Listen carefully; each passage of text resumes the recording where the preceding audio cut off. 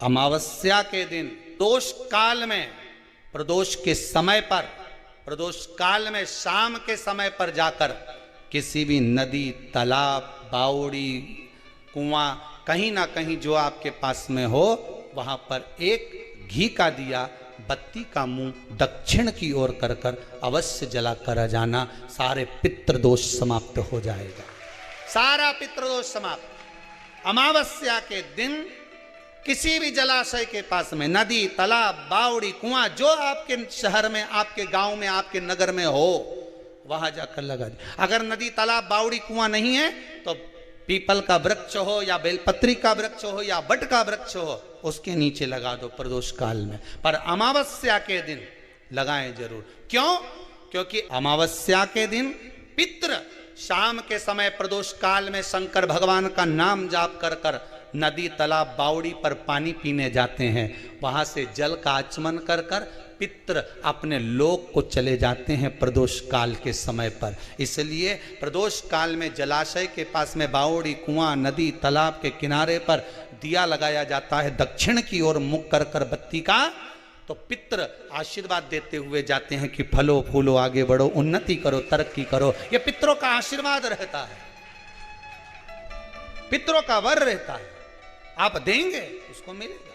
पितृदोष है, ये आपको कैसे मालूम पड़ेगा?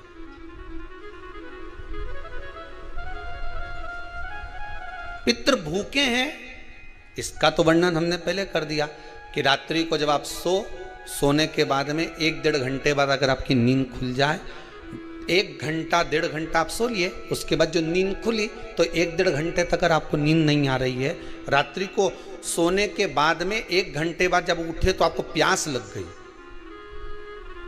भूख लगने लगी, प्यास लगने लगी कि मेरे को पानी पीना पड़ेगा, घबराहट हो रही, पानी पीना पड़ेगा।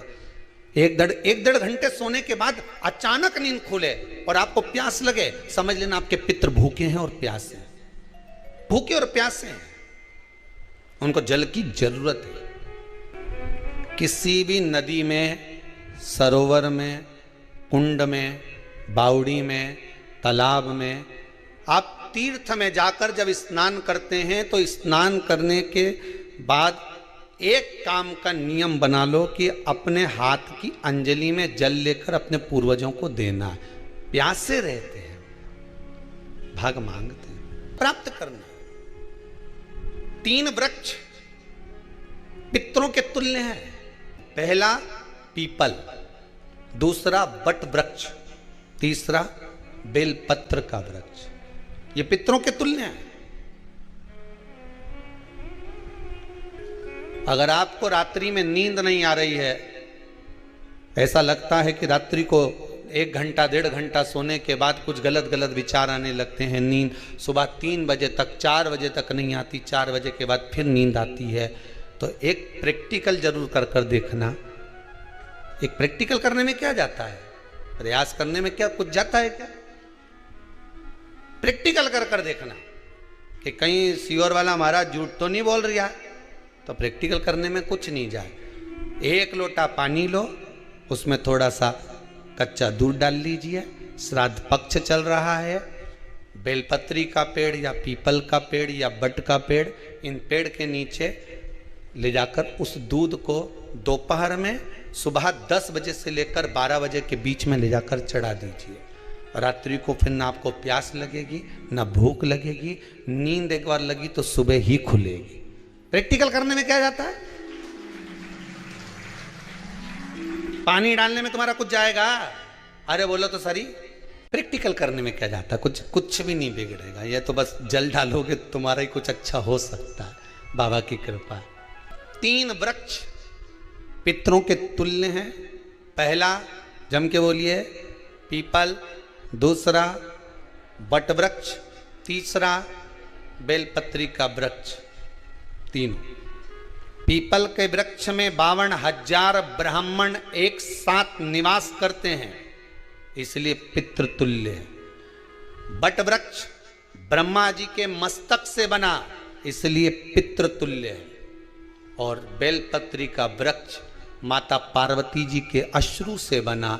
जब आंसू गिरे थे माता जगत जननी जगदम्बा पार्वती के उस समय पर पितृलोक में हलचल उत्पन्न हो गई थी। हमारी नातिन की आंख में आंसू कैसे आ गए?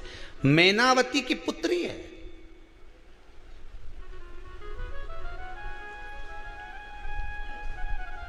पितरों की नातिन, इसकी अश्रु कैसे गिर गए? पार्वती जी ने कहा ये आंसू नहीं, मेरा पुण्य भाग प्रकट करती हूं बेलपत्री के रूप में। तो पितरों ने वर दिया था कि ये बेलपत्री का वृक्ष हमारा आशीर्वाद है, इसके नीचे अगर कोई दीप लगाता है, शिव को स्पर्श कर चढ़ाता है, उसके पितरों की शांति होगी। हम स्वयं उसको आशीर्वाद देने के लिए पधारेंगे। बेलपत्र का वृक्ष पितृतुल्य। तो रात्रि को अगर भूख लग रही है, प्यास लग रही है, तो पितृदोष है। दूसरा पितृदोष का लक्षण बताया, घर में कोई शुभ कार्य ना हो, वंश की वृद्धि ना हो, 1 रुपये कमाओ, 1.25 रुपये खर्च हो रहे हैं, पैसा 10 जगह से कमाई आ रही है पर घर में टिक नहीं पा रही है, आया गया, पितृदोष है। जरा सी कटोरी पड़ी है, उसके पीछे विवाद चालू हो जाए, पानी ढुल गया उसके पीछे विवाद हो जाए, या छोटी छोटी बात में घर में क्लेश मचा हुआ है, पितृदोष है। समझ लो हमारे पूर्वज हमसे खुश नहीं है, प्रसन्न नहीं। अमावस्या के दिन सारे पितृदोष समाप्त हो जाएगा, सारा पितृदोष समाप्त। जिनके यहाँ पितृदोष होता है, काल सर्प दोष होता है, वास्तु दोष होता है, उनको ज्यादा कुछ नहीं करना होना। महाराज एक बेल का फल लीजिए। क्या लेना है? बेल का फल, बेलपत्री का जो फल होता है उसको ले लो, उसके अंदर का जो गुर्दा होता है, अंदर का जो भाग होता है, उसको निकाल लीजिए और उस बेल के फल में आटा सेक कर उसमें शक्कर मिलाकर उसको उसके अंदर भर लीजिए।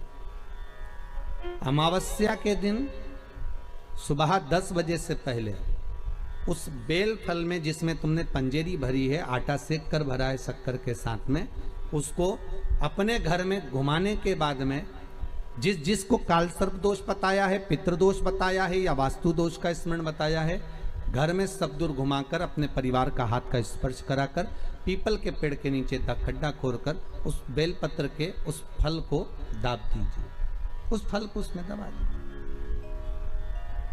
महाराज केवल एक अमावस्या करना रहता है, पितरों के दोष से मुक्ति मिलती है और हमारे घर के कार्य सफल होना प्रारंभ हो जाते हैं। कार्य की सफलता होती है, कार्य में सफलता प्राप्त होने लगती है। हम तो कई बार कहते हैं महाराज जी, अगर ऐसा लगे किसी औषधि को आप ले रहे हैं, मालूम पड़े कि औषधि आपको लग नहीं रही है, शिव महापुराण की कथा कर रही है, मान लो औषधि आपको नहीं लग रही, आपने औषधि बहुत दिनों से ले रहे हो, कोई दवाई, मान लो आप किसी भी दवाई को ग्रहण कर रहे हैं और वो औषधि लगी नहीं रही है, वो शरीर को लगी नहीं पा रही और आप ठीक ही नहीं हो पा रहे, 15 दिन हो गए, 8 दिन हो गए, बताओ, उतना की उतना ही कैटरीना है, उतना ही उतना अपना भरा हुआ, वही की वही लीवर, वही की वही किडनी, वही की वही स्मरण, सभी कुछ वही वही है, उतने की उतना ही है। बीपी भी ऊंचा नीचा चल रहा है पर लेवल में नहीं आ रहा, शुगर भी लेवल में नहीं आ रही, तो प्रयास करा करो महाराज, बेलपत्री के फल का जो गुर्दा है, अंदर का जो भाग है फल का, उसको पानी में गला लीजिए और प्रदोष कम से कम प्रदोष नहीं हो और बीमारी जरा दवाई लगी नहीं रही हो तो बिना प्रदोष के भी कर सकते हो, उसको पानी में गलाइए।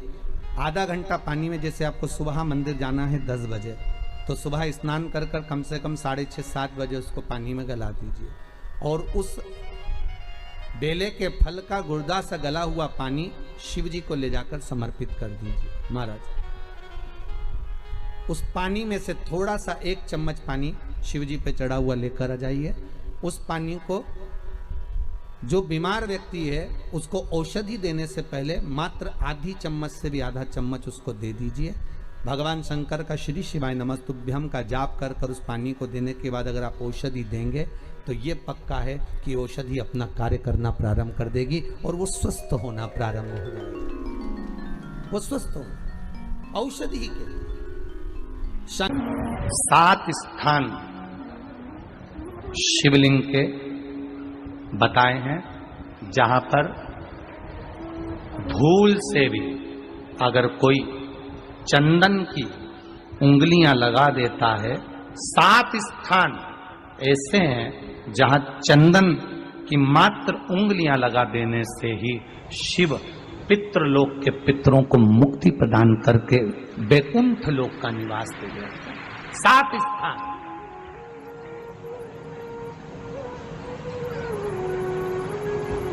और वो 7 स्थान जो चंदन के बताए गए हैं, पहला भगवान देवाधिदेव महादेव के शिवलिंग पर चंदन का लेपन।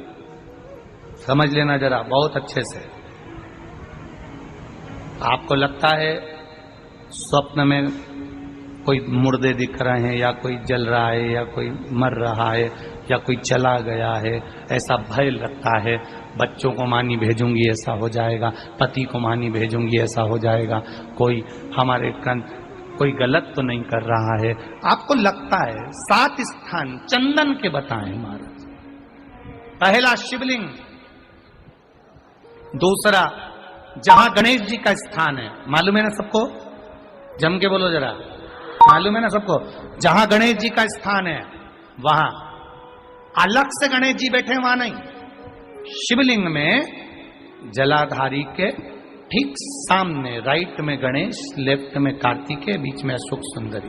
तो पहला चंदन बाबा के शिवलिंग पर, दूसरा गणेश जी पर चंदन की उंगली, तीसरा षडानंद कार्तिकेय पर चंदन की उंगली, चौथा अशोक सुंदरी पर चंदन की उंगली, पांचवा जलाधारी पर चंदन की उंगली, छठा जो शिवलिंग का जल बह रहा है इसके ठीक विपरीत की ओर चंदन की उंगली, और 7वां चंदन नंदी के मस्तक के ऊपर जो 2 सींग लगे रहते हैं उस पर चंदन की उंगली।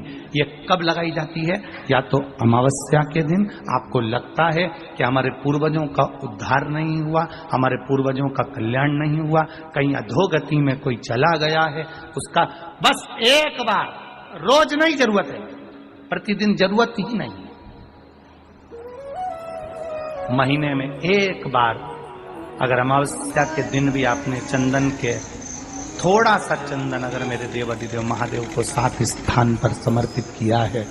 अशोक यहाँ पर वर्णन कर रही है, मैना, धन्या और कला की कथा कह रही है। तीनों ने सनकादि ऋषियों से मांगा।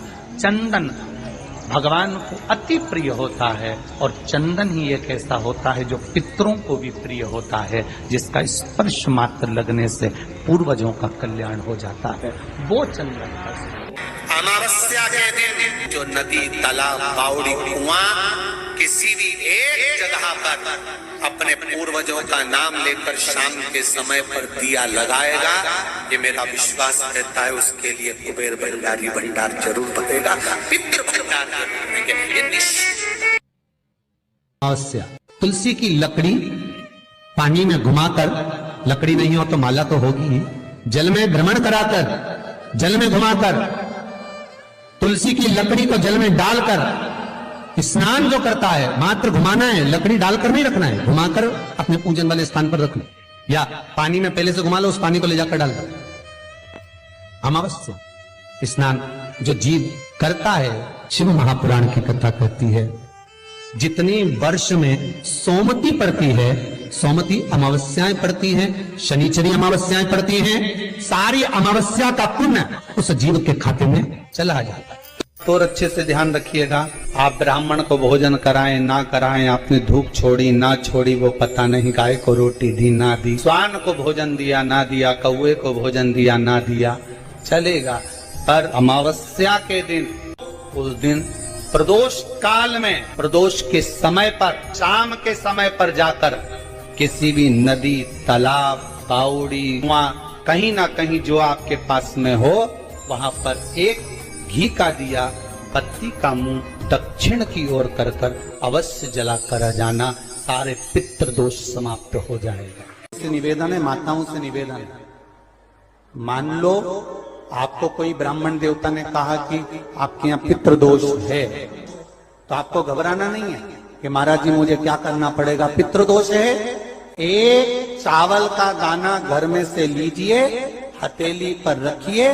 पानी का जो मटका होता है, हंडा होता है, पानी का जो मटका है, हंडा है, जहां पर रसोई घर में तुम पानी रखते हो, उस हंडे के पास में, मटके के पास में उस चावल के दाने को लेकर जाइए। अपने पितरों का स्मरण कर स्वधा स्वधा स्वधा स्वधा स्वधा 5 बार बोलकर शंकर भगवान की शिवलिंग पर, तुम्हारे घर में शिवलिंग हो तो घर में, और अगर मंदिर में शिवलिंग हो तो मंदिर में, उस चावल के दाने को चढ़ा दीजिए। कैसा भी पितृदोष होगा समाप्त हो।